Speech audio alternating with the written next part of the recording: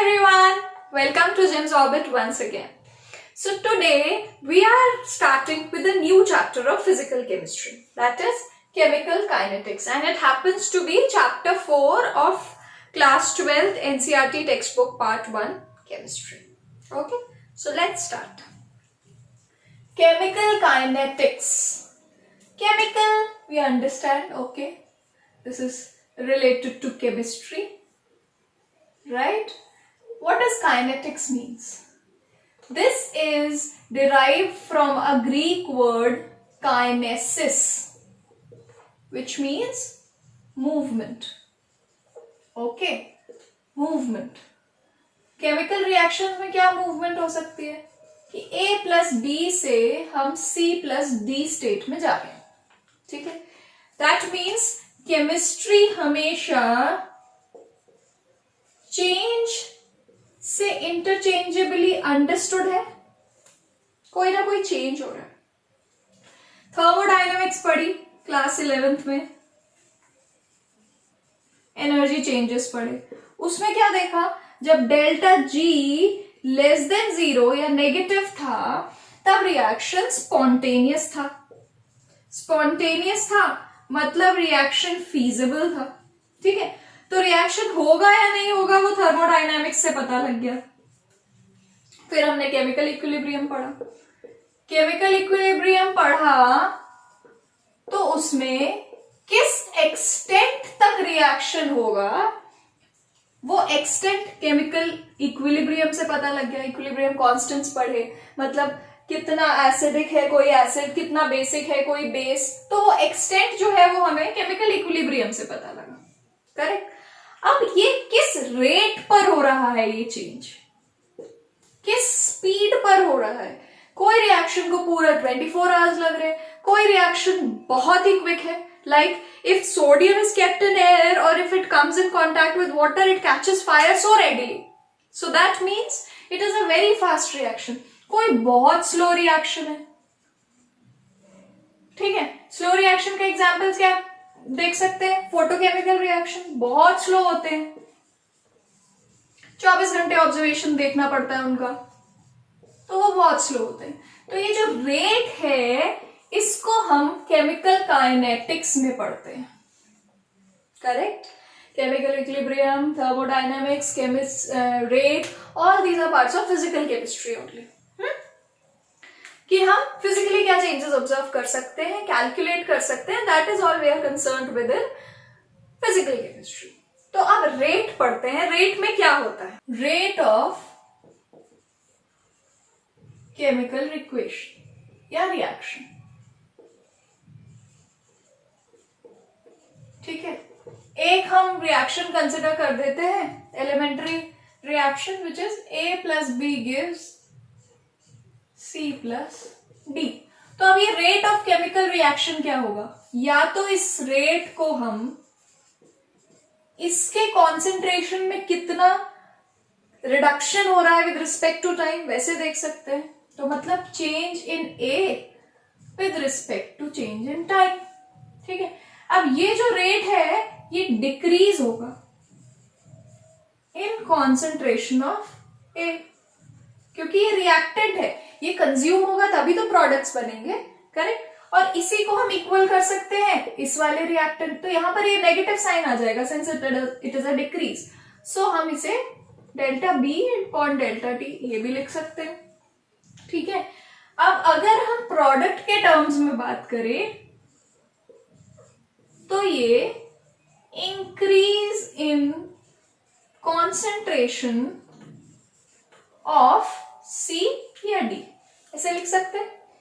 तो यहां पर अब नेगेटिव साइन नहीं आएगा क्योंकि इसका कॉन्सेंट्रेशन तो बढ़ रहा है ना जैसे जैसे रिएक्शन प्रोसीड कर रहा है. So this is equal to delta D by delta T. अब सिर्फ इसे कंसिडर कर लेते हैं. ठीक है, तो रेट क्या होगा, अगर सिर्फ delta A bye delta T लिख रहे हो आप, अभी हम नेगेटिव साइन नहीं कंसिडर कर रहे. अब हम देखेंगे कि ये नेगेटिव साइन आया कैसे. तो ये कॉन्सेंट्रेशन ऑफ A, ये लेट्स से टाइम T1 पे जो कि पहले आया, कॉन्सेंट्रेशन था A1। तो टाइम T2 जो कि कहीं बाद में है टाइम T1 के, कॉन्सेंट्रेशन होगा A2। अब ये A2 बड़ा होगा या A1 बड़ा होगा? हमें पता है रिएक्टेंट डिक्रीज हो रहा है जैसे जैसे रिएक्शन प्रोसीड हो रहा है, तो डेफिनेटली A2 माइनस A1 जो है ऑन T2 माइनस T1, ये क्वांटिटी, टाइम तो बढ़ ही रहा है तो ये तो इंक्रीज ही होगी, लेकिन A1 जो है वो A2 से बड़ा होगा। क्यों बड़ा होगा? क्योंकि पहले रिएक्टेंट की क्वांटिटी ज्यादा थी, कॉन्सेंट्रेशन ज्यादा था, बाद में कम हो गया, इसीलिए यहां पे ये नेगेटिव साइन आ जाता है। अब इस रेट को हम ग्राफिकली चेक कर लेते हैं। अगर आप एक ग्राफ प्लॉट करें कॉन्सेंट्रेशन का टाइम के रिस्पेक्ट में, ठीक है, ये हो गया मोल पर लीटर में और टाइम हो गया आपका सेकेंड्स में, तो इसका ग्राफ अगर आप प्लॉट करेंगे एक्सपेरिमेंटल वैल्यूज से तो ग्राफ कुछ ऐसा आता है। ठीक है, ये ग्राफ ऐसा आता है। यहां पर जो थे, यहां पर ओनली रिएक्टेंट्स थे। हम ये जो कॉन्सेंट्रेशन है ये रिएक्टेंट्स के प्लॉट कर रहे हैं, आप याद रखिएगा। ठीक है, अभी हम ये रिएक्टेंट का ग्राफ प्लॉट कर रहे हैं, तो जीरो टाइम पे रिएक्टेंट्स अपने फुल कॉन्सेंट्रेशन में थे और फिर इवेंचुअली वो डिक्रीज होते गए। तो अगर आप इसका स्लोप देखोगे कुछ ऐसा आएगा और ये स्लोप जो है ये नेगेटिव होगा, राइट। ये वाली जो स्ट्रेट लाइन होती है ग्राफ में, इसका स्लोप पॉजिटिव होता है, ये नेगेटिव होता है, बहुत ही ऑब्वियस है। ये आप करोगे, ठीक है, ये जो क्वांटिटी है डेल्टा टी ये पॉजिटिव आएगी क्योंकि ये ज्यादा है ये कम है, पर ये वाली जो क्वांटिटी है ये यहां से हमें यहां से ये सब्ट्रैक्ट करना है। हम इस पॉइंट से इस पॉइंट तक जा रहे हैं, तो ये जो डेल्टा ए होगा ये नेगेटिव होगा। ठीक है, तो स्लोप भी नेगेटिव होगा, करेक्ट। सो ये हो गई हमारे रिएक्टेंट के टर्म्स में बात। अब प्रोडक्ट के टर्म्स में ग्राफ कैसा होता है वो देख लेते हैं। अब हम प्रोडक्ट के टर्म्स में अगर ग्राफ प्लॉट करें कॉन्सेंट्रेशन ऑफ प्रोडक्ट्स, ठीक है, तो concentration of products again unit तो मोल पर लीटर ही होगा और टाइम का भी यूनिट सेकेंड्स ही होगा। अगर इस वाले ग्राफ को प्लॉट करें तो ये ग्राफ कुछ ऐसा मिलता है। प्रोडक्ट जीरो टाइम पे जीरो था, फिर कुछ टाइम तक भी जीरो रहा और फिर बढ़ गया। तो इसका अगर हम इस वाले कर्व पे टैंजेंट ड्रॉ करें तो ये वाला जो स्लोप है ये हमारा पॉजिटिव आएगा, और ये जो स्लोप है दोनों ग्राफ्स में, ये स्लोप ही एक्चुअली जो है वो रेट ऑफ रिएक्शन है। इस केस में पॉजिटिव है। आप चेक कर लो क्या करना होता है हमें, y2 minus y1 upon x2 minus x1। y2 की वैल्यू क्या है, पॉजिटिव, ये है y2 माइनस y1, और x2 माइनस x1 ये भी वैल्यू पॉजिटिव है, तो स्लोप पॉजिटिव आ गया। तो अब अगर आप रेट ऑफ रिएक्शन को डिफाइन करेंगे तो कैसे डिफाइन करेंगे? So rate of a chemical reaction is the rate at which any one of the reactant decreases in concentration or any one of the product increases in concentration. That defines the rate of a chemical reaction. तो अगर हम एक rate complex एक reaction की बात कर रहे हैं, तो कॉम्प्लेक्स रिएक्शंस में क्या होता है कि जो स्लोएस्ट स्टेप होता है that is rate determining step, ये आप पहले पढ़ चुके हैं। तो कॉम्प्लेक्स रिएक्शंस में हम रेट हमेशा किससे डिफाइन करेंगे, स्लोएस्ट स्टेप से और रेट डिटर्मिनिंग स्टेप से। और एलिमेंट्री रिएक्शंस तो सिंगल स्टेप रिएक्शन है, सिंगल स्टेप रिएक्शन है तो उसी रिएक्शन के एक ही स्टेप से हमें रेट मिल जाएगा। ठीक है, so this was majorly what we are concerned with in the chapter chemical kinetics. It's all about the rate. One thing more, यहां आपने देखा स्लोप है रेट ऑफ रिएक्शन, इसका यूनिट क्या होगा, रेट का यूनिट हमेशा मोल पर लीटर पर सेकेंड होगा। ठीक है, अगर गैसेस प्रेजेंट हैं तो उनका कॉन्सेंट्रेशन हम किन टर्म्स में देखते हैं, प्रेशर की टर्म्स में। तो ये एटमॉस्फेयर सेकेंड इनवर्स हो सकता है, या फिर पास्कल सेकेंड इनवर्स हो सकता है। जो भी पार्शियल प्रेशर होगा वही कॉन्सेंट्रेशन होगा गैस का, करेक्ट। हम डायरेक्टली प्रोपोर्शनल मानते हैं, तो गैसेस के केस में यूनिट चेंज हो जाएगा। सॉल्यूशंस या लिक्विड्स के केस में यूनिट हमेशा मोल पर लीटर पर सेकेंड रहती है। Okay, let's move on. अब एक सिंपल सा रिएक्शन देख लेते हैं। H2 plus I2, this is in gas, this is also gas, which you are supposed to write on right side, and this gives me 2HI. ठीक है, अगर हम इसका रेट लिखें तो क्या होगा इसका रेट?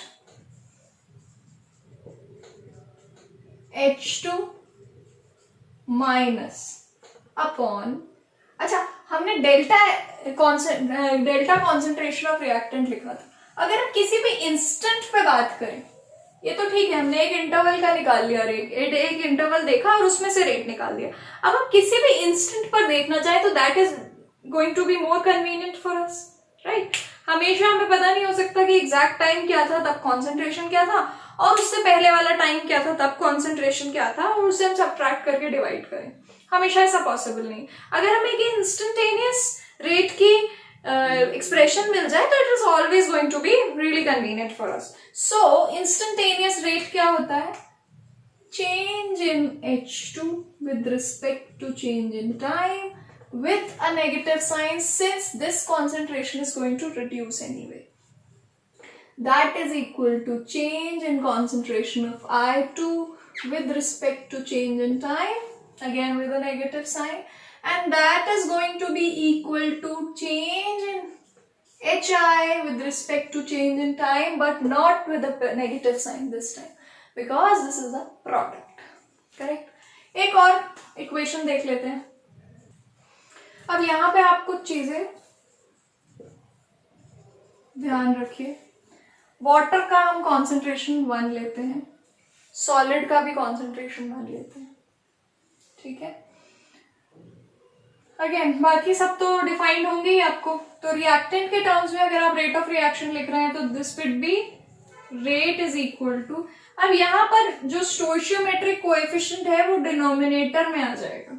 ये इक्वेशन मैंने आपको इसलिए लिखवाई है ताकि आप क्लियर कर पाए कि स्टोइचियोमेट्रिक का क्या फर्क पड़ता है रेट पे। तो जो स्टोइचियोमेट्रिक कोएफिशिएंट है वो डिनोमिनेटर में आ जाता है, इसलिए जो पहली वाली इक्वेशन है इसमें 1/2 change in HI with respect to change in DT होगा, that you have to take it. So this will be -1/5 dBr negative by dt, again equal to minus dBrO3 by dt minus 1/6 dH plus by dt,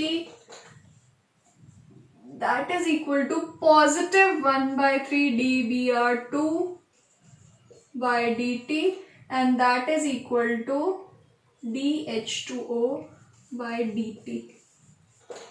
solids जितने भी होंगे reactant या product उनका भी concentration 1 ही लिया जाएगा, okay. सो अब आपको क्या है, एक और बात याद रखनी है कि एक तो रिएक्टेंट साइड में हमेशा नेगेटिव साइन आता है, प्रोडक्ट साइड में हमेशा पॉजिटिव साइन आता है, plus stoichiometric coefficient has to come in the denominator, okay. Now let's move on to the factors affecting rate of chemical reaction.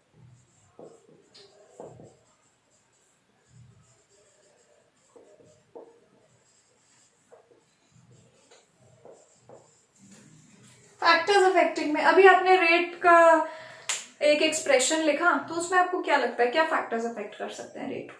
Concentration उसी पर डिपेंड कर रहा है, correct. So only concentration is the factor that affects the rate of a reaction. अभी कैसे affect करता है? ये अफेक्ट करता है which can be seen by rate law, rate law या रेट एक्सप्रेशन। ये क्या होता है? रेट लॉ क्या होता है? बहुत ही सिंपल है, प्रश्न। ए सिंपल सी इक्वेशन ले लेते हैं, chemical equation, A+B giving us C+D। ठीक है, तो रेट हमारा जो है वो हमें पता लग गया जी कि ये डायरेक्टली प्रोपोर्शनल है कॉन्सेंट्रेशन ऑफ A और कॉन्सेंट्रेशन ऑफ B के। फिर हमें एक्सपेरिमेंटल वैल्यूज से पता लगा कि एक्चुअली ये प्रोपोर्शनल है A की पावर X और B की पावर Y, जहां पर X Y जो है वो नेसेसरली स्टोइचियोमेट्रिक कोएफिशिएंट्स नहीं है। जैसे हमने H2 प्लस I2 2HI लिया था, तो इसमें जरूरी नहीं है कि ये जो रेट है ये H2 की पावर 1 ही हो और प्रोपोर्शनैलिटी और I2 की पावर 1 ही हो, ऐसा जरूरी नहीं है। X, Y are not necessarily the stoichiometric coefficients. Okay. अब प्रोपोर्शनैलिटी साइन है तो क्या आएगा, एक कांस्टेंट आ जाएगा। तो रेट जो है वो K A raised to the power X and B raised to the power Y है। ये है हमारी rate law. So how do you define rate law? According to the rate law, the rate of a chemical reaction is directly proportional to the concentration product of the concentration of reactants raised to some power which may or may not be their stoichiometric coefficients in the balanced chemical equation. ऐसे आप exam में लिखेंगे अगर rate law को define करने के लिए बोला जा रहा है। और ये रटने की जरूरत नहीं है जो अभी अभी मैंने स्टेटमेंट दी है, ये लिखो, इजिली लिख लोगे, उसके बाद उसे कन्वर्ट करो। Correct? So this is hour rate law. अब यहां पर ये K क्या है, ये है हमारा रेट कांस्टेंट। और ये रेट कांस्टेंट क्यों आया है, क्योंकि हमने प्रोपोर्शनैलिटी साइन हटाया। अब यहाँ ये एक्स वाई क्या है, एक्स वाई का जो सम होता है ये होता है ऑर्डर ऑफ द रिएक्शन।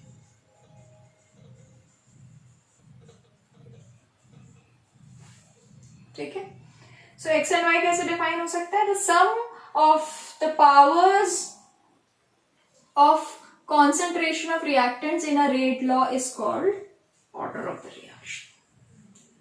ठीक, एक एग्जाम्पल देख लेते हैं।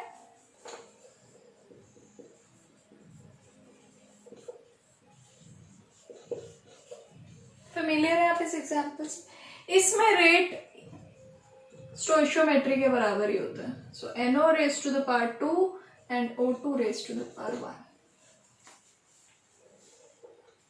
इसका ये रेट लॉ हो गया या रेट एक्सप्रेशन। एक और एग्जाम्पल कंसिडर कर लेते हैं।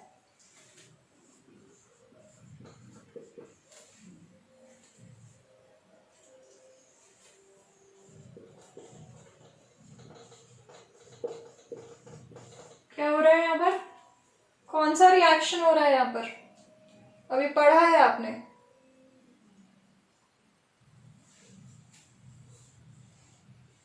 सब्स्टिट्यूशन हो रहा है, एक H रिप्लेस हो रहा है Cl से, कार्बन टेट्राक्लोराइड बन रहा है क्लोरोफॉर्म से।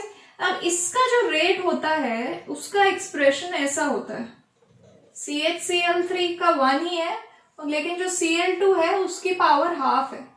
तो यहाँ पे ऑर्डर क्या हो गया, 1.5 या 3/2। ये एक्सपेरिमेंटली डिटरमिन्ड है। ठीक है, इसमें आप कुछ कैलकुलेट या असेस नहीं कर सकते हैं कि ये कैसे ऑर्डर आया। हाँ, बाद में डेफिनेटली आप कुछ प्रॉब्लम्स के through to a certain extent assess कर सकते हैं कि ऑर्डर क्या हो सकता है, वो भी आपको गिवन हो अगर कुछ क्वांटिटीज, तो रेट लॉ के थ्रू आप बता सकते हैं कि हाँ ऑर्डर ऑफ द रिएक्शन क्या है। करेक्ट? बट उसमें भी आप प्रिसाइजली ये नहीं बता पाएंगे कि कौन से रिएक्टेंट के कॉन्सेंट्रेशन की पावर क्या होगी। आप सम x प्लस वाई हमने बताया ना ऑर्डर, तो आप x प्लस वाई डिफाइन कर सकते हैं, ऑर्डर डिफाइन कर सकते हैं, बट नॉट नेसेसरली कि कॉन्सेंट्रेशन में पावर्स क्या क्या होंगी या किसकी कौन सी पावर होगी वो डिफाइन करना मुश्किल है। Those are experimentally determined values. ठीक है, अब हम एक और एग्जांपल ले लेते हैं which is very common to you. Ester hydrolysis सबने सुना है, क्या होता है एस्टर हाइड्रोलिसिस में।